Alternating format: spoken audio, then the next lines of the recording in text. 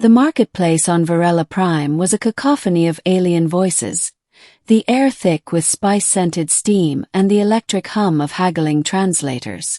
Built into the crumbling shell of a long-dead planetary dome, it had become a melting pot of refugees, traders and criminals, all living under the indifferent eye of the mercenary guilds that enforced a rough semblance of law. No one noticed when the young Linarian girl fell. No one but him. Jonas Marek, former Earth soldier turned freelance technician, stood beside a sputtering grav cart, trying to convince a Trigathian merchant that the stabilizer could be salvaged. The commotion broke through the murmur of negotiations. An urgent yelp, the distinct sound of flesh hitting metal, and then a whimper. He turned his head. At the base of a vendor stand selling obsolete plasma coils, a small figure thrashed. Her sleek fur, a shimmering mix of silver and blue, was matted with grime. A long, sinuous tail was trapped beneath the weight of a fallen crate. Her claws scratched feebly at the floor. She couldn't have been more than 14 in human years. The crowd watched, and did nothing. Stupid fur rats. Always in the way, muttered a thick-browed Ralgan nearby, laughing and stepping over her tail as if she were roadkill. Jonas didn't think. He moved. "Hey!" he shouted, pushing through. "She's hurt." No one acknowledged him. The galaxy had long grown numb to suffering. He knelt beside the girl, prying at the crate pinning her tail. She hissed and tried to twist away, her violet eyes flashing with panic. Her throat emitted a garbled, static-choked whimper. The translator embedded in her neck was malfunctioning. "Easy," Jonas said. "I'm here to help." Her tail was lodged under a jagged piece of synth metal. Jonas wedged a pry bar from his belt and gritted his teeth. With a metallic creak and a final heave, the crate shifted just enough for her to yank the limb free. Blood, greenish-blue and thick, oozed from where the tail's fur had been torn down to muscle. "Medical station?" he asked those watching. Silence. Some turned away. Others laughed. He lifted the trembling girl into his arms. She weighed next to nothing. "Damn it," he muttered. "Hang on, kid." Jonas lived in the upper slums of D-tier housing, a dingy quadrant just outside the city's industrial zone. His flat was barely more than a converted storage unit with patched insulation, but it was private, and it had med supplies. He set her down gently on the workbench and retrieved a scanner. "Let's see what we're dealing with." Her translator sparked again. "And not human," she croaked. Don't touch." Jonas froze. "You can talk."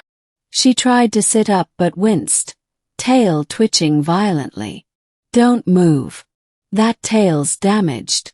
Deep muscle laceration. I've got a med gel that'll fix it, but it'll sting." I don't trust you." Jonas glanced at her. Small frame, emaciated even by Linarian standards, fur clumped, collar around her neck, slave tech. "You don't have to trust me," he said quietly. "But I'm the only one who stopped." She stared at him, uncertain, but let her body relax. The med gel hissed as he sprayed it along the wound. She hissed back, biting her lip to keep from crying out. The synthetic skin mesh sealed over the worst of it. "What's your name?" Jonas asked. "Syla." "Jonas," he replied. "You alone?" She nodded slowly. "Ran away from a mining rig. Overseer died, others scattered." He grimaced. Mining colonies often enslaved non-human juveniles, especially if they didn't speak Galactic Common. Syla was one of the countless forgotten. "You're safe here for now," Jonas said. "No one's going to hurt you." She blinked, then whispered, "Why did you help me?" He paused. "Because I still remember what it means to be human." Over the next few days, Syla barely spoke. She slept in a cocoon of blankets on the floor and limped slowly between the bench and the tiny window. Jonas fed her rations, gave her water, and said little. But he watched. The way her ears perked at the sound of rain. How she flinched at the buzz of calm alerts. The way she clawed the wall in her sleep. Nightmares, no doubt. Then one evening, while Jonas recalibrated a drone, she finally asked, "Do humans always act like you?" He chuckled. "No. I'm probably the exception." Syla tilted her head. "Why? You could have walked away." He looked at her serious now. "I've seen too many left behind. During the war, I watched soldiers ignore wounded civilians. I told myself I wouldn't be that kind of man again." She absorbed that in silence. "You don't belong here," Jonas said gently. "I can get you to the refugee processing center on Orbit Station EOS. From there they can find your people." Syla's tail curled tightly around her. "They won't let me in. My ID chip was stripped." Jonas leaned back. "Then we'll make a new one." Forging identification for a Linarian was no small feat. Jonas called in favors, pulled out old war contacts, and worked through back channels. During the day, he and Syla stayed inside. At night, he let her tinker with broken components, showing her how to fix basic drone systems. Her talent emerged quickly. One night, she rebuilt a guidance module in half the time Jonas could have. "Not bad, kid." She smiled for the first time. But the illusion of safety shattered on the 5th day. They came during the second watch, mercs wearing the red-on-black sigil of the Virella Cartel. 5 of them, armored and armed, kicked down the door. "Step aside, human," the lead growled. "That Linarian is stolen property." Syla froze behind him. Jonas raised both hands. "She's under my protection." "You want to die over a furred rat," the merc sneered. "She's worth more than you make in 5 years. Syla grabbed Jonas's sleeve, her claws shaking. "No," Jonas said firmly. "You want her, you'll have to go through me." The merc raised his rifle. Jonas moved faster. In one motion, he slammed his elbow into the closest thug's neck, spun, and grabbed the plasma welder from his bench. It ignited in a burst of blinding light. The leader fired and missed. Jonas tackled him through the wall plating.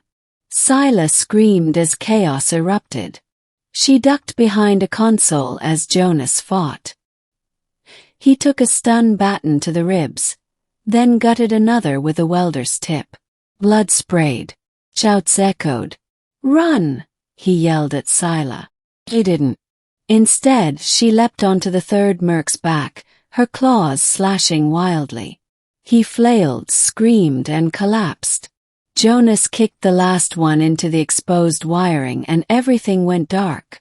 Silence, broken only by the sound of their breathing. They fled before reinforcements arrived.